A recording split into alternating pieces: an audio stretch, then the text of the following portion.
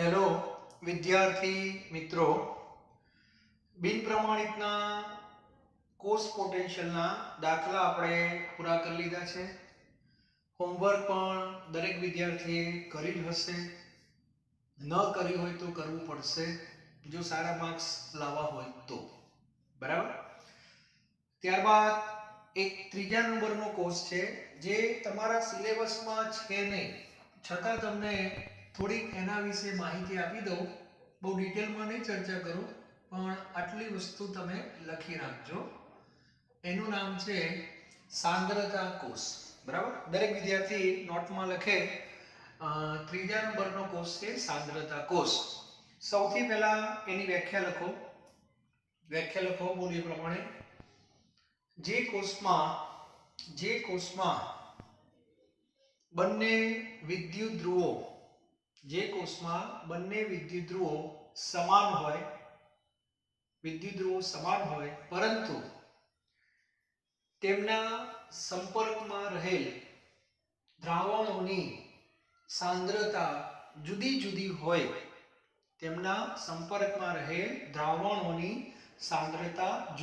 હોય તેને સાંદ્રતા કોષ કહે છે. બરાબર. તેને સાંદ્રતા કોષ કહે છે. આ એની એક વ્યાખ્યા છે. હવે એનું ઉદાહરણ ખાલી આપવાનું છે તમારે. ઉદાહરણ જો તમારે આપવું હોય સાંકેતિક ભાષામાં તો વચ્ચે કોણ આવશે? ક્ષાર સેતુ. બંને વિદ્યુત ધ્રુવો સરખા, એનો સીધો અર્થ એવો થાય કોપર તો બંને બાજુ કોપર, બરાબર, ઝિંક તો બંને બાજુ ઝિંક, પણ એક બાજુ ઓક્સિડેશન થાય, એક બાજુ રિડક્શન થાય. તો કોપર છે ધારો કે, તો Cu સોલિડ અને Cu+2, અને અહીંયા જે સાંદ્રતા છે એ C1 છે. બરાબર. આ બાજુ કોપર જ છે પણ એનું રિડક્શન થાય છે એટલે Cu+2, આ બાજુ સાંદ્રતા C2 લખવાની અને અહીંયા લખવાનું Cu સોલિડ. એટલે સાંદ્રતા કોષને ઓળખવો બહુ સરળ છે. જોઈને જ ખ્યાલ આવી જાય કે આને સાંદ્રતા કોષ કહેવાય છે. પણ એક શરત લખવાની જ્યાં C1 C2. તો આને કહેવાય છે સાંકેતિક નિરૂપણ. ત્યારબાદ આપણે જે દાખલા ગણીએ છીએ એમાં રેડોક્સ પ્રક્રિયા લખીએ છીએ. તો આમાં જે રેડોક્સ પ્રક્રિયા થવાની એ આ રીતે થવાની છે. Cu સોલિડ એમાંથી Cu2+ બનશે. બરાબર છે. અહીંયા આવશે C1 માંથી Cu2+ C1 અને Cu2+ માંથી C2 અને અહીંયા બનશે તમારે Cu સોલિડ. તો આ થઈ ગઈ આપણી રેડોક્સ પ્રક્રિયા. આગળ જતા Cu સોલિડ કેન્સલ થઈ જાય. Cu2+ કેન્સલ નહીં કરવાના કારણ કે સાંદ્રતા બંનેની અલગ અલગ છે. ત્યારબાદ ત્રીજું આપણું સ્ટેપ હોય છે E0 સેલ. હવે આની અંદર E0 સેલનું મૂલ્ય શું આવશે? તો 0 જ આવશે. એનું કારણ બંને બાજુ કોપર જ છે અને બંને બાજુ કોપર હોય એટલે બંનેના રિડક્શન પોટેન્શિયલ કેવા હોય? સરખા જ હોય. એટલે Cu2+ Cu એમાંથી Cu2+ Cu બાદ કરવાના.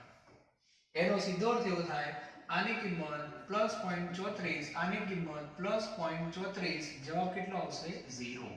એટલે પરીક્ષામાં પૂછાય કે સાંદ્રતા કોષ માટે E0 સેલનું મૂલ્ય કેટલું? તો 0 હોય. બરાબર. ત્યારબાદ છેલ્લું સ્ટેપ આપણું E સેલ. આનો તમારે પોટેન્શિયલ શોધવું હોય તો E સેલ બરાબર, હવે E0 સેલ તો 0 જ છે તો 0 ના લખો તો ચાલે, ડાયરેક્ટ -0.059/n log, અને અહીંયા તમારે શું લખવાની? સાંદ્રતા. નિપજના છેદમાં પ્રક્રિયક ઉપર નીચે બંને કોપર જ છે એટલે C1/C2 આવશે. બરાબર. અને આ સૂત્રથી આપણે એનો E સેલ ગણી શકીએ. બરાબર. આ ક્લિયર હોવું જોઈએ. તો આટલી માહિતી દરેક વિદ્યાર્થીએ સાંદ્રતા કોષ માટે યાદ રાખવાની છે. ભૂતકાળમાં આગળ મેં તમને કહેલું છે, સમજી લેજો બધા હવે વ્યવસ્થિત. કોષ પોટેન્શિયલ. હવે ધ્યાન આપજો. આ મારે શું કામ આ ટોપિક આટલો લેવો પડે એનું કારણ કહું છું. કોષ પોટેન્શિયલ કેટલા પરિબળો ઉપર આધારિત છે? પહેલું પરિબળ છે વિદ્યુત ધ્રુવોની પ્રકૃતિ. વિદ્યુત ધ્રુવોની પ્રકૃતિ કહું એટલે એનોડ અને કેથોડની વાત આવે. બરાબર. ત્યારબાદ બીજું પરિબળ આવે છે સાંદ્રતા અને ત્રીજું પરિબળ આવે છે તાપમાન. આ ક્લિયર હોવું જોઈએ. બરાબર. હવે સૌથી પહેલા જ્યારે હવે આખા ટોપિકનો સાર આવી રહ્યો છે, ધ્યાનથી સાંભળજો. આ જનરલ વાત થઈ ગઈ કે કોષ પોટેન્શિયલ 3 પરિબળો ઉપર આધારિત છે. વિદ્યુત ધ્રુવોની પ્રકૃતિ, એનોડ કેથોડ અને કેથોડ જે ધાતુના સળિયા છે એની હું વાત કરું છું. તાપમાન અને સાંદ્રતા. જ્યારે તમે કોષ બનાવો છો ત્યારે વહન તો જ થાય જો બે છેડા વચ્ચે તફાવત ઉત્પન્ન થાય તો. બરાબર? તફાવત ઉત્પન્ન કરવા માટેના આપણી પાસે 3 વિકલ્પો છે. એક તફાવત આના કારણે પણ ઉત્પન્ન કરી શકાય, આના કારણે પણ કરી શકાય અને આના કારણે પણ ઉત્પન્ન કરી શકાય. પણ આપણા સિલેબસમાં તાપમાન જે છે એનો તફાવત આપણે ઉત્પન્ન કરતા નથી, કારણ કે મોંઘું પડે છે. બરાબર? બાકી ઉત્પન્ન કરી શકાય, એને ભૂલી જાઓ. હવે જ્યારે તમે પ્રમાણિકની વાત કરી હતી, પ્રમાણિક, ત્યારે બંને બાજુ તાપમાન 25 નંબર 1, બંને બાજુ સાંદ્રતા 11, એટલે આ બે પરિબળોનો કારણે જે તફાવત ઉત્પન્ન થાય એનો લાભ આપણને મળવાનો નથી, કારણ કે તફાવત જેવું છે જ નહીં. તફાવત જે ઉત્પન્ન થયો તો પ્રમાણિકમાં એ આના કારણે ઉત્પન્ન થયો હતો, અને એટલા માટે એનો પોટેન્શિયલ છે એને આપણે E0 સેલ કહીએ છીએ. અને એટલા માટે તમે માર્ક કર્યો છે E0 સેલના સૂત્રમાં, E0 સેલના સૂત્રમાં માત્ર એનોડ અને કેથોડ જ આવે છે, એટલે વિદ્યુત ધ્રુવના પોટેન્શિયલ જ આવે છે, એટલા માટે. બરાબર? બિન પ્રમાણિકનું આપણે શું કર્યું, આની સાથે આને જોડી દીધો, સાંદ્રતાને. એટલે એનું જે સૂત્ર હતું જે આપણે દાખલા ગણ્યા એમાં E સેલ બરાબર E0 સેલ -0.059, તો E0 સેલ લખ્યું એનો અર્થ ક્યાં પરિબળ આવી ગયું? બરાબર? એમાં 0.059 છે, એમાં તાપમાન દર છે બધાની ખબર છે, અચળ, અને એમાં લોગ કરીને શું લખતા હતા? સાંદ્રતા. એટલે બિન પ્રમાણિક જે આપણે ભણ્યા, જો પ્રમાણિકમાં ખાલી આનો ઉપયોગ કર્યો, હવે યાદ રાખો, બિન પ્રમાણિકમાં બંનેનો ઉપયોગ કર્યો. બરાબર? અને ત્રીજામાં ખાલી આનો ઉપયોગ કરે છે. આટલું ખાલી મારે તમને સમજાવવાનું હતું. બરાબર? એટલે સાંદ્રતા કોષના પોટેન્શિયલના સૂત્રમાં સાંદ્રતાનું પદ આવશે C1 અને C2. ફિનિશ. આ તો અચળમાં જતો રહ્યા અંદર 0.059 ની અંદર. તો આ રીતે થોડુંક તમારા મગજમાં હોવું જોઈએ. ક્લિયર? તો આ રીતે કામ કરવાનું છે.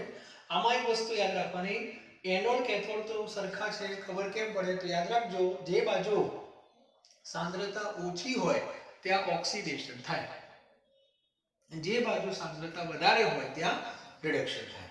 એટલે આ રીતની આખી ચર્ચા છે. બહુ ડિટેલમાં આપણે આના વિશે તમને હું કહેતો નથી, પણ દાખલા કદાચ પૂછી નાખે કે રેફરન્સ બુકમાં જોવામાં આવે તો કશું કરવાનું નહીં, અહીં બે સાંદ્રતા આપી હોય ને એ મૂકી દેવાની, બસ પૂરું. પછી લોગ લઈને જવાબ આવી જશે, પણ આ જવાબ બહુ નાનો આવે છે, એટલા માટે આ કોર્સનું એટલું બધું કોઈ મહત્વ નથી. બરાબર? ચાલો આગળ વધીએ. હવે કોષ પોટેન્શિયલ ના સૂત્રો તમારી પાસે આવી ગયા છે, અને હવે ટોપિક જે છે એનું નામ છે કોષ પોટેન્શિયલની ઉપયોગિતા. બરાબર? કોષ પોટેન્શિયલની ઉપયોગિતા. કોષ પોટેન્શિયલ આપણને કઈ રીતે મદદરૂપ થઈ શકે? તો હવે જે ટોપિક છે એનું નામ છે કોષ પોટેન્શિયલની ઉપયોગિતા. બરાબર? આનો અર્થ એવો થાય, કોષ પોટેન્શિયલ આપણે જાણતા હોઈએ તો આપણને શું ફાયદો થાય? બરાબર? તો કોષ પોટેન્શિયલની મદદથી એવું કહે છે કેસી ગણી શકાય. કેસી એટલે સંતુલન અચળાંક આપણે ગણી શકશું. બરાબર? પછી ડેલ્ટા જી આપણે ગણી શકીએ. આપણે યાદ રાખો, બીજા ઘણા બધા એના ફાયદા છે. પીએચ પણ ગણી શકાય. પછી જૂની બુકમાં કેએસપી લખેલું હતું, કેડબલ્યુ લખેલું હતું. આ બધી વસ્તુ આપણે ગણી શકીએ છીએ જો કોષ પોટેન્શિયલ આપણને ખબર હોય તો. બરાબર? તેમાંથી આપણા સિલેબસમાં કેસી અને ડેલ્ટા જી ના દાખલા તમને જોવા મળશે. બરાબર? તો એની ચર્ચા આપણે કરશું. પહેલા હું તમને સૂત્રો કહી દઉં એટલે એકદમ સરળ રીતે વાત થઈ જાય. સૌથી પહેલા વાત કરીએ આપણે કેસી ની. બરાબર? તો એના માટે દરેકને આટલી તો ખબર પડવી જ જોઈએ કે માની લો કે તમારી પાસે રેડિયલ કોષ છે, Zn સોલિડ, પછી Zn 2+, અહીંયા ધારો કે Cu2+, અને અહીંયા આવશે Cu. દરેકમાં આપમેળે જે પ્રક્રિયાઓ થતી હોય એમાં સંતુલન આવે ને આવે જ, અને સંતુલન આવે એટલે આપણે સંતુલન અચળાંકને પણ વ્યાખ્યાયિત કરી શકીએ છીએ. બરાબર? ચલો, તો આ એક રેડોક્સ પ્રક્રિયા છે, આ સોરી સાંકેતિક નિરૂપણ. આના ઉપરથી જે રેડોક્સ થશે હું લખું છું Zn માંથી શું બને? Zn2+, અને Cu2+ માંથી શું બને Cu. આ સાંકેતિક નિરૂપણ છે, આ રેડોક્સ પ્રક્રિયા છે, બરાબર.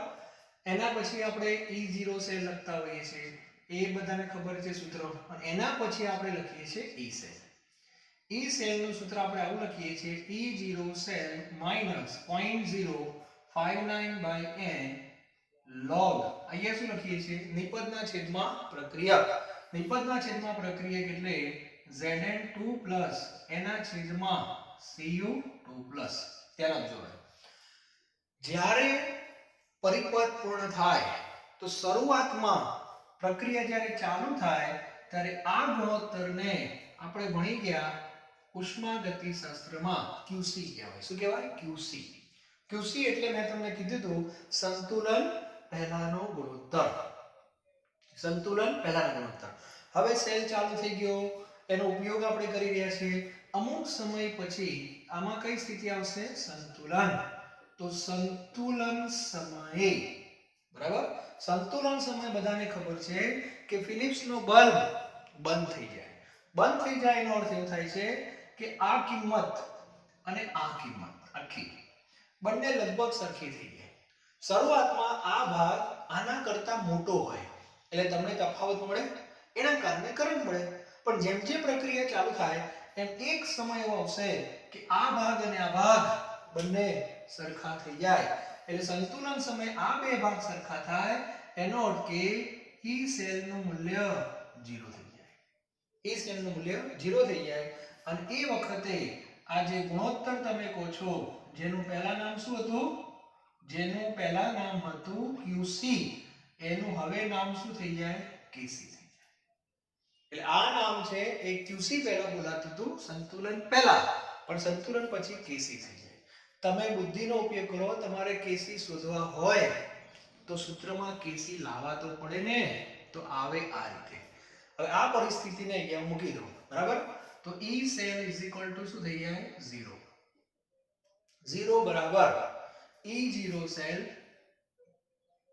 -0.059/n અને અહીંયા આવશે log KC, બરાબર. હવે આમાં તમે log KC ને કરતા બનાવી દો.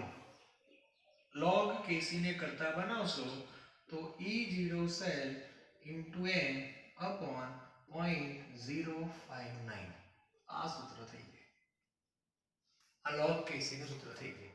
એટલે KC ના દાખલા જ્યારે પૂછાય 3 માર્ક્સમાં પૂછાય તો તમારે વ્યવસ્થિત આ પદ્ધતિ કામ કરવું પડે, પણ MCQ પર સીધો સૂત્ર છાપી દેવાનો, બરાબર. E0 સેલ કેમ શોધાય? બધાને આવડે છે. કેથોડ માઈનસ એનો રિડક્શન પોટેન્શિયલ નો તફાવત. n ક્યાંથી મળે? રેડોક્સ પ્રક્રિયા ઉપરથી. રેડોક્સ તમારે લખવી પડશે અને પહેલો જવાબ યાદ રાખજો log KC નો આવશે. અને log સામે જાય એટલે પછી એન્ટીલોગ જોવું પડશે. અને log અને એન્ટીલોગ તમને જોતા આવડે છે. આખું લેક્ચર મેં તમને આપેલું છે એટલે તમે પાકું કરી લેજો, બરાબર. ચાલો, તો આ રીતે KC ના દાખલા આપણે ગણશું. બહુ સરળ દાખલાઓ છે. અને બીજી એક ઉપયોગિતા ડેલ્ટા જી. ડેલ્ટા જી કેમ શોધાય આ જોઈ લેજો બધા, બરાબર. KC માં શું કરવાનું છે હું અત્યારે ડાયરેક્ટ સૂત્ર લખીશ, બરાબર. તમારે પછી વ્યવસ્થિત દાખલા ગણવાના. અને બીજું છે ડેલ્ટા જી. હવે ઉષ્માગતિશાસ્ત્ર ને બધું આપણે ભણી ગયા છીએ, બરાબર. એની અંદર બધાને ખબર છે કોઈ પણ પ્રણાલી જેમાં પ્રક્રિયા આપમેળે થતી હોય, કોઈ પણ હોય, તો એમાં મુક્ત ઉર્જાનો જે ફેરફાર હોય એ W મેક્સિમમ જેટલો હોય છે. આ બધું ભણાવી દીધું છે તમને ભૂતકાળમાં. ટૂંકમાં મહત્તમ કાર્ય અને ડેલ્ટા જી બંને સરખા હોય. અને આ વિધાન કોને લાગુ પડે છે? જેમાં પ્રક્રિયા આપમેળે થતી હોય તે, બરાબર. કોઈ પણ વ્યક્તિ મહત્તમ કેટલું કાર્ય કરી શકે? તો એ પ્રક્રિયા દરમિયાન જેટલો ડેલ્ટા જી મળે એટલું. મહત્તમ એટલે એનાથી ઓછું ચાલે, વધારે ન કરી શકે, બરાબર. ત્યાર પછી આપણે વાત કરી હતી કાર્યના બે પ્રકારમાં. એક કાર્ય છે ઇલેક્ટ્રિકલ એટલે વિદ્યુતીય કાર્ય, અને બીજું કાર્ય હોય છે મિકેનિકલ. મિકેનિકલ એટલે યાંત્રિક કાર્ય. આપણે અત્યારે વિદ્યુતીય કાર્યની વાત કરવાની છે. તો આપણું સૂત્ર આવું બની જાય ડેલ્ટા G W ઇલેક્ટ્રિકલ. આ બધાને ખબર છે. અને કાર્ય કેટલું થશે એનો આધાર કોષ પોટેન્શિયલ ઉપર હોય છે. કયા સૂત્રને આધીન? -NF E cell. આ બધાને ખબર છે. એટલે ડેલ્ટા G બરાબર આ છે, આના બરાબર આ છે, તો સીધું સૂત્ર આપણું થઈ જાય ડેલ્ટા G બરાબર -NF E સેલ. અને પ્રમાણિત કોષ હોય તો માથા ઉપર 0 મૂકી દેવાનું. તો આ સૂત્ર ઉપરથી આપણે ડેલ્ટા G શોધી શકીએ. બરાબર?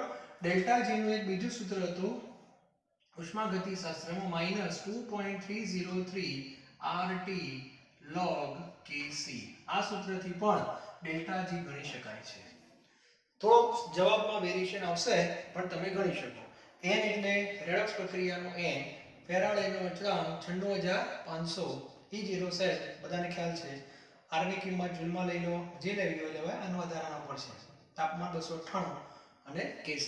આ બે સૂત્રો આપણી પાસે ડેલ્ટા G ના છે જ, કમ્પ્લીટ છે. બરાબર? તો અહીંયા પાર્ટ 1 જે કહી શકાય એનો થિયરીનો પોર્શન, ટોપિક જે છે બધું અહીંયા પૂરું થાય છે. હવે આપણે ખાલી એના એક્ઝામ્પલ જોવાના છે. બરાબર? દાખલા જોઈ લઈએ એટલે આ વિષય આપણો પૂરો થઈ જાય. બરાબર? જૂની બુકમાં ઘણા બધા દાખલા હતા, Kc ના હતા, pH ના હતા, ડેલ્ટા G, ઘણું બધું હતું. નવી બુકમાં ઘણું બધું આ લોકોએ કાઢી નાખેલું છે અને આપણા માટે સારું છે. એટલું કામ તમારું ઓછું થઈ ગયું. બરાબર? ચાલો સૌથી પહેલા એક કામ કરીએ, આપણે સ્વાધ્યાયમાં પહેલા જઈએ. બરાબર? સ્વાધ્યાયમાં જઈએ એટલે હું તમને સ્વાધ્યાયના દાખલા ગણાવી દઉં એટલે તમારે પછી રહે હોમવર્કમાં માત્ર કયા ઉદાહરણ અને જે લખાણ સંબંધિત હોય છે એ કઈ બે ત્રણ એક્ઝામ્પલ તમારે ગણવા પડે. અને એટલું કામ તો આપણે જાતે કરવું જ પડે. સૌથી પહેલા 3.4 સ્વાધ્યાયની અંદર 3.4 એમાં તમને બે પ્રક્રિયા આપેલી છે. બરાબર? પહેલી પ્રક્રિયા રેડોક્સ આ વખતે તમને આપી દીધું છે એટલે chromium solid plus 3CD2 plus 3CD2 plus gives 2Cr3 plus અને પ્લસ 3CD આવું આપેલું છે. બરાબર?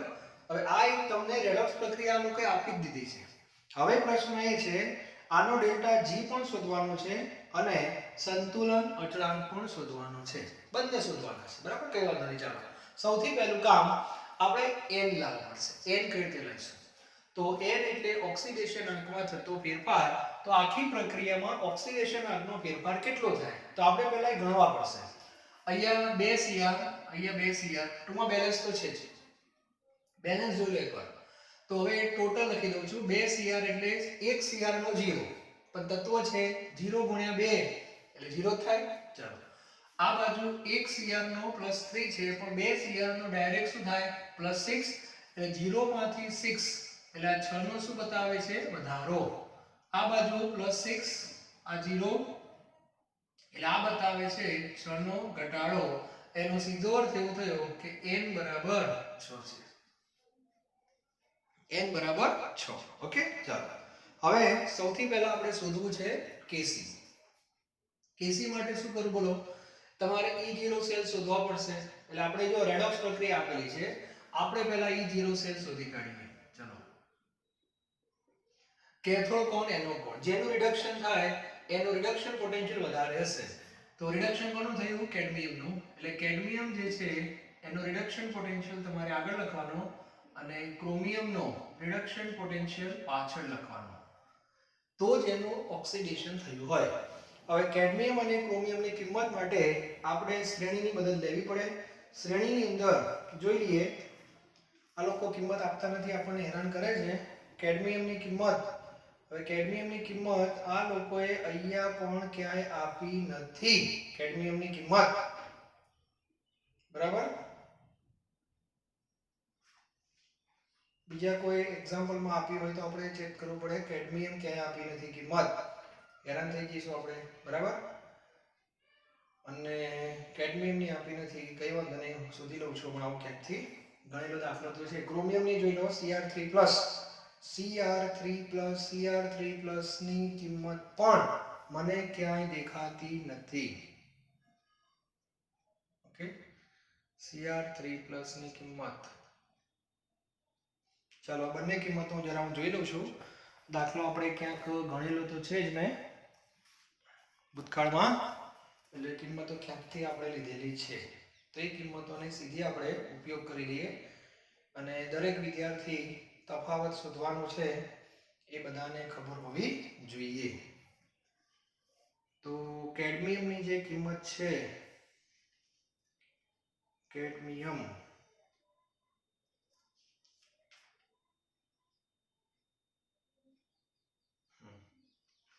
કેડમિયમની કિંમત -0.40 છે. તમે ક્યાંક લખી દેજો એટલે આપણે વારંવાર શોધવી ના પડે. -0.40 રિડક્શન પોટેન્શિયલ અને આ બાજુ કિંમત છે ક્રોમિયમની -0.74. બરાબર આટલી કિંમત છે જશે. એટલે આનું તમે સાદુરૂપ આપશો એટલે જવાબ તમારો 0.34 વોલ્ટ આવશે. બરાબર આ E0 સેલ આવી ગયા. એના પછી ખાલી રીત બતાવવાની. પહેલા દાખલામાં હું તમને રીત બતાવી દઉં છું. E cell is equal to E0 cell minus 0.059 by n. પછી એ લખવાનું log નિપજના છેદમાં પ્રક્રિય Cr 3 નો સ્ક્વેર અને નીચે Cd 2 નો ક્યુબ. હવે તમારે સીધું જ કઈ સ્થિતિમાં જતું રહેવાનું સંતુલન. સંતુલને મને જવાબ આપો E સેલ શું થઈ જાય 0. આ 0 થઈ જાય બરાબર. અને આ જે ગુણોત્તર છે Cr 3 નો સ્ક્વેર પછી નીચે Cd 2 નો ક્યુબ આના બરાબર શું લખી નાખવાનું Kc બરાબર. અને પછી સીધું આપણું સૂત્ર છાપી દેવાનું log Kc E0 સેલ ગુણ્યા n છેદમાં 0.059 બરાબર. E0 સેલ 0.34 n તમારે 6 લેવાના અને નીચે 0.059 આના ઉપરથી log Kc મળે અને log Kc નો જવાબ તમારી પાસે આવશે 34.57 log Kc આવશે. તો Kc બરાબર શું આવશે એન્ટી-log અને એન્ટી-log ના નિયમો બધાને ખબર છે. એન્ટી-log પોઈન્ટ પછી ચાલુ થાય એટલે પોઈન્ટ પછી બે આંકડા આપણી પાસે અત્યારે છે એટલે પોઈન્ટ પછી 0.57 નો 0 માં એન્ટી-log જોવાનો તો એ જવાબ 3715 આવશે. 3715 પહેલું સ્ટેપ. પછી પોઈન્ટ મૂકવાનો મેં કીધેલો પહેલી સંખ્યા પછી અને 34 ને 10 ના માથા ઉપર લઈ જાઓ પૂરો. તમારો જવાબ k નો જવાબ ગ્રેટર ધેન 1 આવવો જોઈએ. આવે જ જો E સેલ પોઝિટિવ હોય તો આ એક વાર ખાલી ચેક કરી લેવાનું બરાબર. બીજો પ્રશ્ન આમાં ડેલ્ટા G શોધવાનું કીધું છે તો ડેલ્ટા G માટે બે સૂત્રો આમ તો છે. ડેલ્ટા G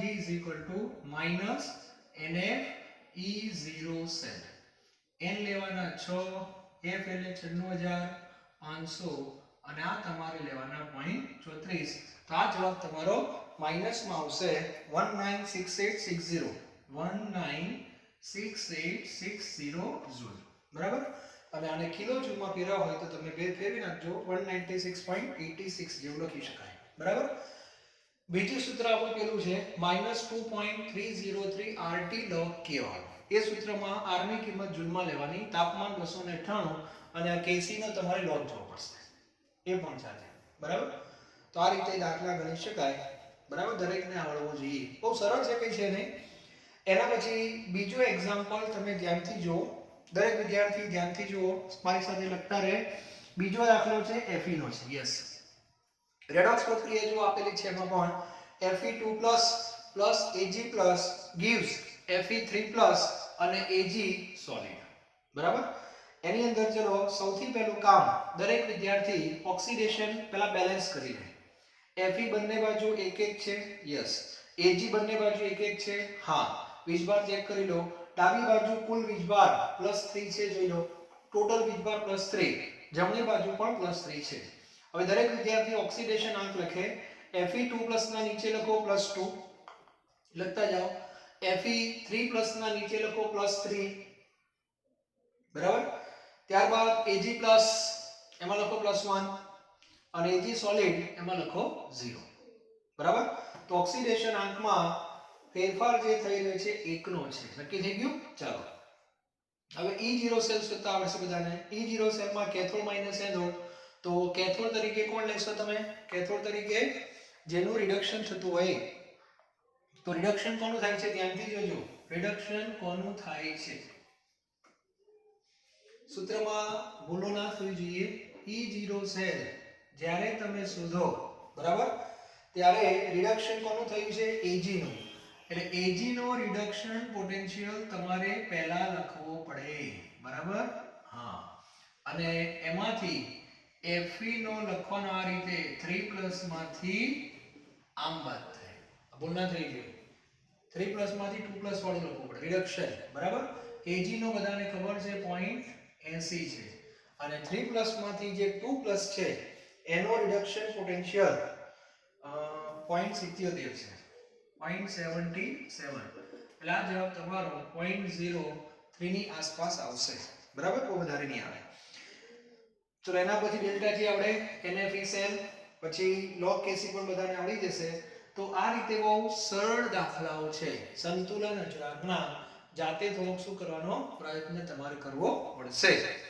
ત્યારબાદ આના સંદર્ભમાં બીજા દાખલા જો હોય તો હું જોઈ લઉં બરાબર તો 3.4 પૂરો થઈ ગયો એના પછી 3.6 એક દાખલો છે 3.6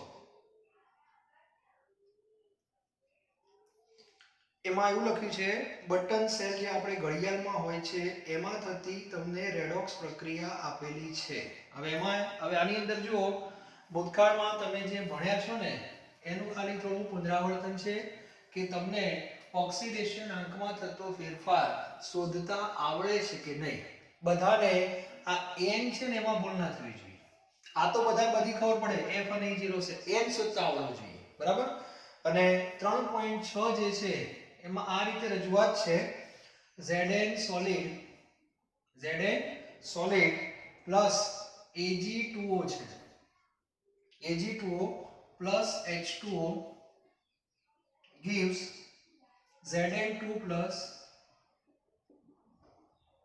2Ag અને plus 2OH minus આ બેલેન્સ પ્રક્રિયા આખી તમને આપેલી છે ઓક્સિડેશન આંકમાં થતો ફેરફાર એટલે આ 0 અને આ +2 જોઈ ખબડી જાય એટલે આ બેનો શું બતાવે છે વધારો આ બેલેન્સ પ્રક્રિયા હોય તો બેનો વધારો થતો હોય તો બેનો ઘટાડો હોવો જ જોઈએ બરાબર તો અહીંયા Ag2O છે બધાને ખબર હોય Ag2O માં એક Ag ની વેલેન્સી કેટલી હોય +1 પણ બે Ag જે લઈએ શું હશે +2 અને અહીંયા તમારે 0 આમ હશે એટલે બેનો શું થયો ઘટાડો એટલે તમારે n બરાબર શું લખવા પડે 2 લખવા પડે અને Ag અને Zn ના રિડક્શન પોટેન્શિયલ તમને આપેલા હશે એના ઉપરથી E0 સેલ શોધવાનો પછી ડેલ્ટા G અને પછી Kc બરાબર આ બધું આવડે તો 3.6 સુધીના દાખલા જે છે એ પાર્ટ 1 ના આપણે કહી શકીએ પાર્ટ 1 સ્વાધ્યાયની વાત કરું છું બરાબર એટલે એટલો અધ્યાય આપણો પૂરો થયો